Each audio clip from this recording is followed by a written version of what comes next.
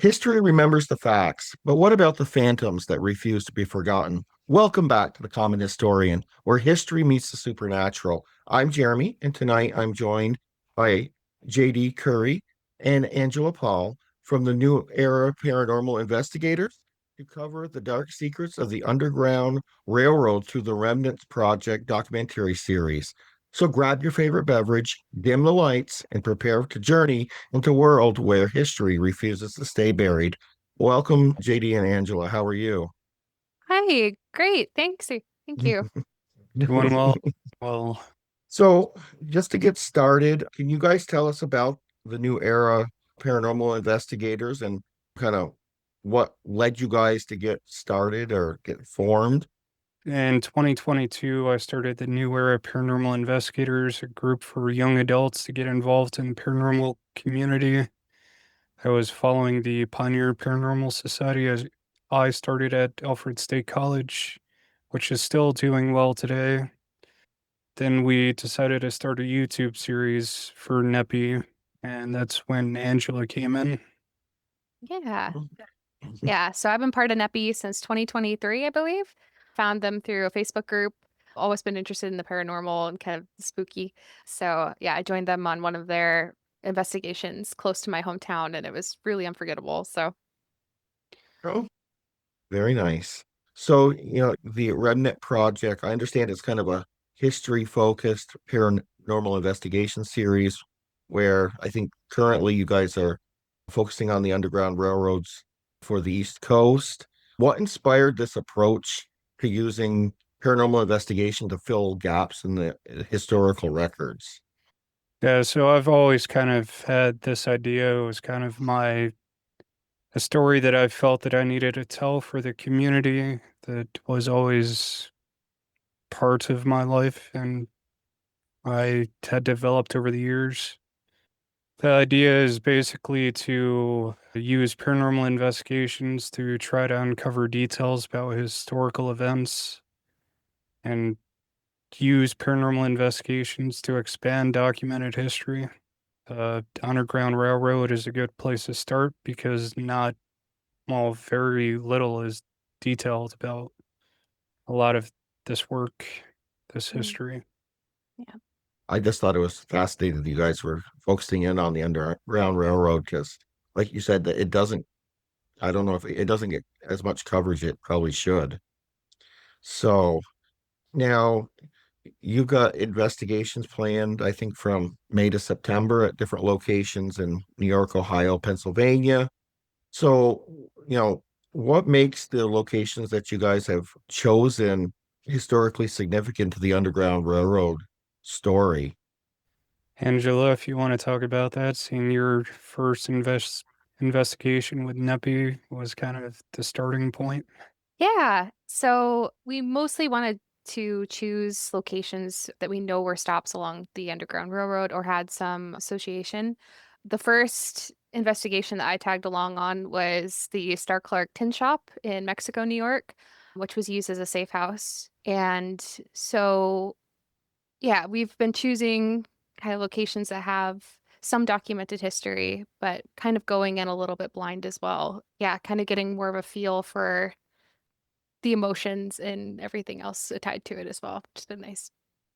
Okay. Now, I think I read somewhere that you guys are maybe using historically informed reenactments and rituals to connect with the spirits. Is that one of your approaches? I'm You're Good. you're correct. okay. Yeah, so to a lot of these locations have levels or layers like an onion of history. So we're trying to figure out methods to connect directly with these spirits from this time period, this historical event. And a lot of it will be like trigger objects, different objects that have a meaning to these spirits specifically. Some of these locations, we may use reenactments of things that have happened at this location to try to stir that activity up.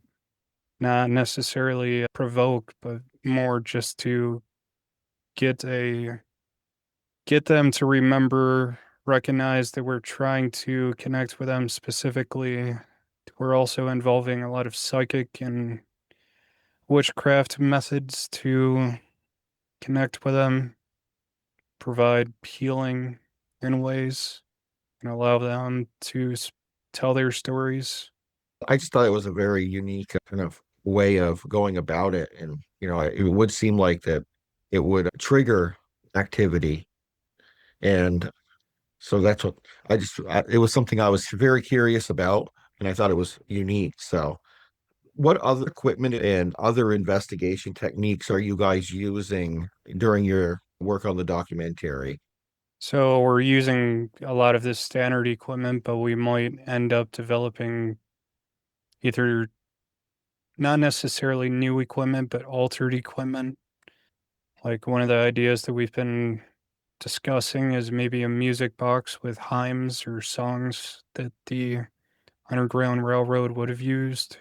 We're also thinking about the designs that were used in quilts for symbolism, for safe passage, and maybe making something based off of that.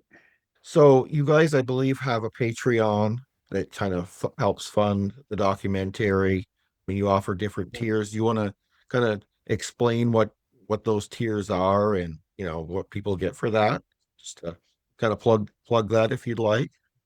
Now, I actually just worked on this today to clean it up and make it more approachable for more people. Because we may also end up doing a Kickstarter, and I wanted to be able to make it so that people could be involved with both. Yeah. So for the Patreon, the basic supporter is our $5 tier. It's $5 per month. I have made it so that all of our unreleased and behind the scenes and extra content is available at that level. We also have the Remnants Project, the Alms House, the original documentary pilot, that watch party available at this tier for $5 per month. The actual documentary is available on YouTube, so it's also free on our Patreon. Then we have an investigator tier at $10 per month tier, and that includes watch parties for our different documentaries. It also includes the NEPI podcast pre-recording, so our main live and free access podcast is available. Then we have additional episodes that are on a schedule to be released whenever we have gaps in the schedule, and those are available for $10 per month. Then we also have the field researcher, the $20 per month. This is the top tier, the most expensive. And this is where all of our new documentaries are, our meetings, and a podcast exclusive to this project.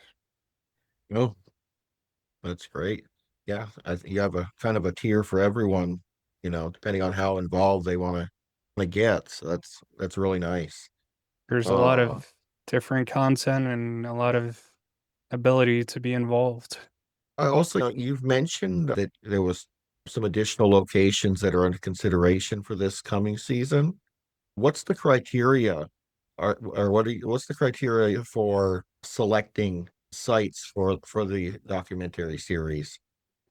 Well, Angela, kind of do you want beyond, to? maybe beyond, that they were, Underground Railroad related. Is there any additional criteria?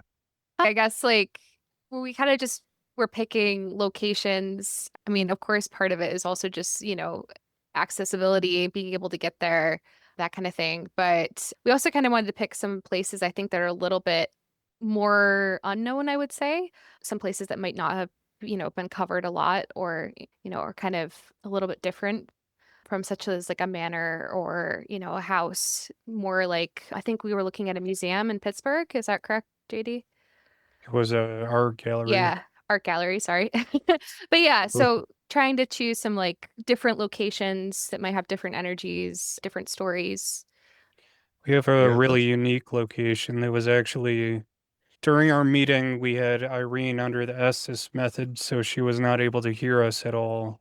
Mm. But then she kept giving specific details about a location, and we found it through that method. And looked into it, and it ended up being a location that we want to do, and it's going to be unique for this project.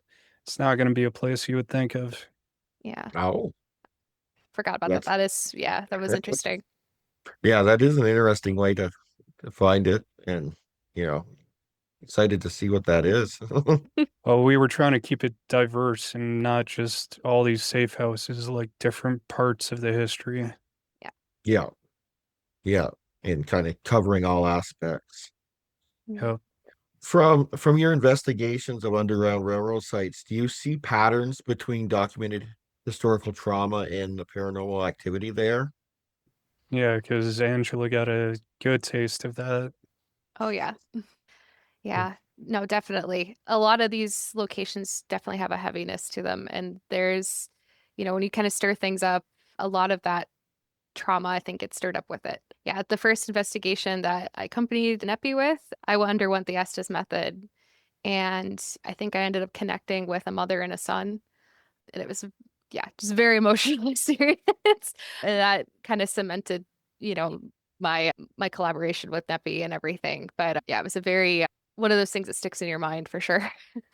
Yeah, and kind of speaking of the, a first investigation, I will be doing my first investigation in May at the Wildwood Sanitarium, which I believe JD you have been to. I don't know, have you, Angela, I been to have the not. Wildwood? I know about it, but I have not been. I'll be going with Misfits Paranormal Crew. And I was just curious if JD, if you had any experiences there and, what areas I might want to focus on there.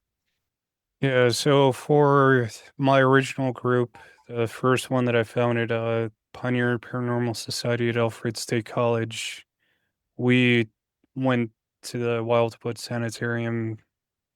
I either did it once or twice, but they continue to do it. So we've got a good working relationship with them and the owners and directors of that place. But the place is huge. You get lost, you get disoriented. Looks small from the outside, but it is It not. does look small. It does look small from the outside. And, I'm not sure what I'm going to think about. I see the doll room. I'm not a big fan of dolls. Me Um, neither. and so, that's going to be an interesting room. But no, I'm excited. I'm going with a seasoned investigation team, so I'll be fine. I also lived in a haunted house for 2 years, so it takes a little bit to scare me. So, but no, you were talking about that, so I figured I wanted to mention that. I'll be going there May 16th with the Misfits. Top floor in the basement, like every other place, is creepy. Oh, yeah, the basement, from the lives I've seen, the basement looks like very creepy. And I've heard there's someone grumpy up in the very top attic. Yeah. There's a grumpy spirit up there. So, should be interesting. I'm really looking forward to it. So, how much historical research do you guys do before you go on an investigation, or do you kind of go in, see what you get, and then do the investigation and research? Usually we do quite a bit for this project specifically. We are talking about the history and trying to figure out the filming aspects of the investigation before we step foot in Mm, the location. But like Irene doesn't know anything beforehand. yeah. Okay, Yep. so yeah, most of you have already researched it, but you want to have a few that go Yeah. in without. Okay, Yeah. Yeah. that'll be very similar because I know that my crew that I'm going with, the Wildwood, will be going in kind of blind. They don't want to know Mm-hmm. anything. Mm-hmm. And, I have already researched the history and everything. So that's kind of the same approach that I take. But yeah, I think that's how you should do it because you really want to be able to, with historical research, you really want to kind of see what has happened. Like you said, there's many layers of the onion, Yeah. and you want to try to connect the evidence to the history. So let's see here now. NEPI became an LLC in was it January 2024? What prompted you to kind of formalize the organization? Was it the documentary project or something else? I thought it was on the verge to become a business. That original plan didn't work very well, and it will likely be returning to an LLC here soon. But Oh, okay. there's basically the documentary crew, and then there's a local group, and I'm Oh, trying to figure out if, like, how that's going to work because the local group should be a nonprofit. true. Yeah, So there's it's trying to figure it lot of out. lot of paperwork. Mm. I did look in myself to kind of making an LLC out of common historian, and I've decided I'm just going to kind of wait for now. Lot and a lot of paperwork, a lot of publishing, and I think Mm. you have to like publish in the paper and stuff like that. So I was like, I don't have time for that currently. Well, there's websites that make it easier, but it's trying to figure out the business aspect, what money Yeah, you would actually be working with, how it's going to be used, and all that. Like, you have to have a plan going into it, or you yeah. should. And I know you mentioned that you founded the Pioneer Paranormal Society at SUNY Alfred State, I think it was, you said. Yeah. How does kind of mentoring college kids differ from working with experienced investigators? I mean, college kids essentially just want to get a taste of what we're trying to do as a paranormal community. You have to take that kind of energy and manage it so that they still have fun, enjoy themselves, have some thrills, but that you actually get investigation, like evidence, and investigate properly. Yeah, kind of teach them the fundamentals. Mm. Yeah. And they also get to learn that what they see on TV you know, isn't exactly what happens when you're Mm. there. Yeah. It's not It's an as interesting dynamic. I vlogged I actually made videos back then, so a lot of it is on YouTube. I'll have to check a couple of those out and see. They're not nearly as good of quality as this will be, but Yeah, they're but still fun. well, I even look at my videos 'cause I started out as just a video channel, and I look at some of them, the first ones I made, and I'm like, well, I could have fixed this, I could have fixed this. I've kind of learned along the way, and Mm. it's gotten much better. But yeah, my early days, I didn't know what I was doing. I'll be the first to admit that. I was just kind of going with it. I think my stories, if I write a book about that experience, I think it would make for a good film one day, fictional film. Yeah. So what's been the most compelling evidence either of you have personally captured, either during the Remnants Project investigations or outside of that? Angela, I'm Mm. curious. It's the same incidents, I think, for me. That was kind of so a little background. I'm a scientist at Cornell University, so I kind of come from a more of a science background. Like I said, I've been interested in the paranormal for a while, but I still had that, grain of skepticism for sure. That experience at Star Clark kind of changed that. And I'd had experiences previous to that, but that was kind of the cementing factor of, okay, I definitely felt something. I connected with something. So, yeah, I would say that's for me. I've had a few poltergeist experiences, but I wouldn't rank them too high because of the other stuff that happened around that time period. But I had a haunted antique store here locally that had a poltergeist, made a really loud bang noise when we were in the dark, just two of us. Oh, The documentary that I produced with Angela's experience, that investigation, and Gates House Museum investigation, Mm. which is the NEPI Remnants Project, the Underground Railroad for stops. It's those two places. For whatever reason, probably because the emotional aspect of the Underground Railroad, there was a darker spirit that found its way there. Mm. ooh, And that ended up throwing a wrench, scratching somebody. Wow. Just not making for a very pleasant investigation. Yeah. No, I would imagine not. The original pilot for the almshouse, we caught a shadow figure Mm, yeah. behind one of us in a doorway. It was a lower resolution film, so it's not the best evidence, but you can still tell that something's there. And in that same area, we were trying to do one of these remnants experiments by lighting candles in a place that had caught fire. And that gave us an EVP. So, like, actually enter conversation, not question and answer, but a speaking when we're speaking EVP. Mm. So, Oh, wow. and there That's was really, 5 microphones and only one caught it. oh, that's interesting. One of the things that I've been, I've started, YouTube has a new course thing that you can make. And have done part one of a 5-part series, but basically it's using the scientific method of the Mm. ORH, observation research hypothesis, and Mhm. applying it towards haunted history and haunted investigations. So that's one thing that I've been working on personally. Yeah. But back to questions. So let's see here. I lost my place in my questions. So you have, since each season of the Project focuses on a different historical events, what other historical events or periods are you guys considering for kind of future seasons?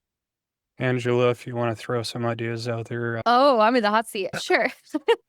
Off the top of my head, I'm not sure. It would be nice to stay in the same like historical kind of theme of picking a, even an event in history or a time period and kind of researching places that fit into that. Trying to think if there's like anywhere.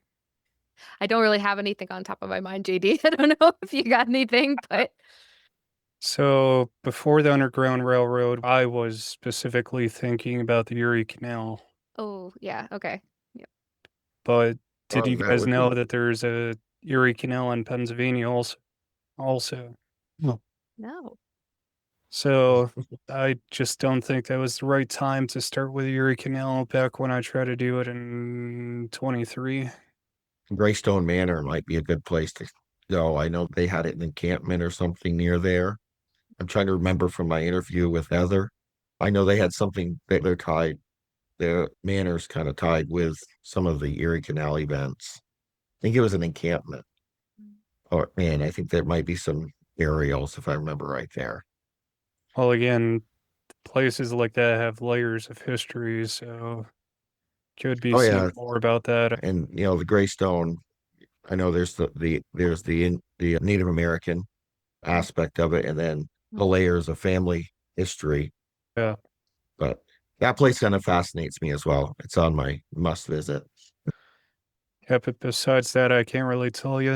It would be on the Remnants Project podcast. Yeah. We'll do some more brainstorming. Yeah. I know you guys have collaborated with a few different teams. How do you approach partnerships and when you're collaborating with another paranormal team? What usually are you looking for when you're collaborating? Any ideas here, Angela? Who I'm trying to think who we've collaborated with in the past. Well, you were part of the global ghost hunt with Parapost, which was at the end of her haunted house. Oh, that's right. It was Okay. kind of a collaboration. Yeah. Yeah. But I think, we're looking for people that are, interested in the history as well, kind of understand what we're doing and, want to be part of that, are, enthusiastic about the investigations, the history. So, yeah. But we've been, trying to collaborate where we can because, the more the merrier. But yeah. Okay. I Um, would have a piece on this. okay. So I feel like our Facebook profiles and social media kind of builds a portfolio of who we are and the way that we approach things. So often you can tell what type of group it would be like a lot. There's some that provoke and are YouTubers out for the hype. There's others that are spiritual like us and into the history. And then there's those that are very fine detailed about evidence and being analytical about everything. Yeah, they kind of are divided into those three categories. You guys are kind of looking for more of the down to earth, no, jump scares and, Mm, Yeah. looking at the historical aspect. yeah. I have a couple more questions for you tonight. For listeners who want to follow your work, support the project, get involved, where should they go? I know we talked about Patreon, but where else are you guys? You had mentioned Facebook as well, but if you just wanted to Yeah. run through those. Yeah, so for the two of us, our stuff is under New Era Paranormal Investigators, and we're on Facebook, Instagram, YouTube, TikTok. We started a Threads and or not TikTok, but Twitter account, but just aren't very active on that. All of the account names are New Era Paranormal. Then I did Okay. start a Facebook page for NEPI Remnants, but kind of fizzled out. I'll put all the links in the description below. If anyone wants to check that out, or I'll put your Patreon in there as well so that you can, if anyone wants to join that and, get some of the behind the scenes stuff as well. So let me see here. So, final question. If you could invest, and it's for each of you, if you could investigate any historical location in the United States for the Remnant Project documentary with no restrictions, what would it be and why? For me, there's so many places out there that are abandoned and legally you can to enter, but they have so much history. There's plenty in New York, that's for sure. Oh, From yeah. Dansville Castle to Kirkbride. Hmm. Angela, do you have any specific one that you would be? No restrictions? That's a tough question. One that I would love to, because it's a little bit more personal to me, and currently it's kind of in a limbo state right now, is the Wells College campus in New York. So I attended that before it closed down. And so I think there's currently a buyer lined up, but right now the buildings are standing empty. And so it'd be nice to go in and kind of see the history, because going to school there, you're always wrapped up in paranormal stories. There's so many, but of course they get kind of embellished over the years. So it'd be nice to actually go in and see what the actual history was. And I think Yeah, there's a couple that were not, at least when I was there, I had some experiences that were not reported, or a ghost story. And I think it'd be interesting to see the actual history behind those if we get something. But yeah. that's, The yeah. Willard Asylum is right there too. Yes. Yes. Yeah. That's something I drove past very often going to work. So that would be cool too. Yeah. New York itself just has so much history. Hmm. Yeah, I have a small second channel that I'm doing. It's Common Ventures. And it's basically whenever I go somewhere, I'm just recording and then I voice over after. But it's kind of forgotten history. It's not really to do with supernatural, but just forgotten history. And I started researching like where I am in New York. I'm about an hour from Montreal. And so I have a lot of filming to do this summer because I found like days worth of stuff like War of 1812 and Revolutionary War places in Plattsburgh, New York, and Fort Covington, and they're all like within like 40 minutes of me. So it's going to be a interesting and fun summer on the non-paranormal side because of course I love history itself. So, I'm excited to go. And I didn't even really realize it till I really started looking of how much history there was just in my little area. that's the same with me. I was born in a ghost town, an old hamlet of the area. Yeah, I guess that's kind of yeah, where my interest in history came from. Yeah. yeah, yeah. New York's just so rich in history overall. And I imagine, some of these places I'm probably going to go film, they probably are haunted too. So, Probably. Yeah. well, I thank you guys for coming on tonight. And remember, you can find New Era Paranormal Investigators, Facebook, all the different social media, Facebook, Instagram, and on Patreon you can support them as well, or as like JD said, the starting tier is $5 per month. Their Project. So if you want to get some of those behind the scenes and exclusives, join that. And you know, whoops. As you heard earlier, that this month I will be heading to the Wildwood. We mentioned that a little bit earlier for the Misfits Paranormal Crew, and I'm super excited about that. Subscribe to the Common Historian. Share this with anyone who loves documented history and the paranormal.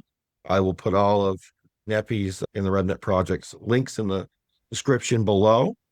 And remember, the past may be gone, but spirits live on. Thanks for joining me on this haunted history adventure, and I'll see you Wednesday.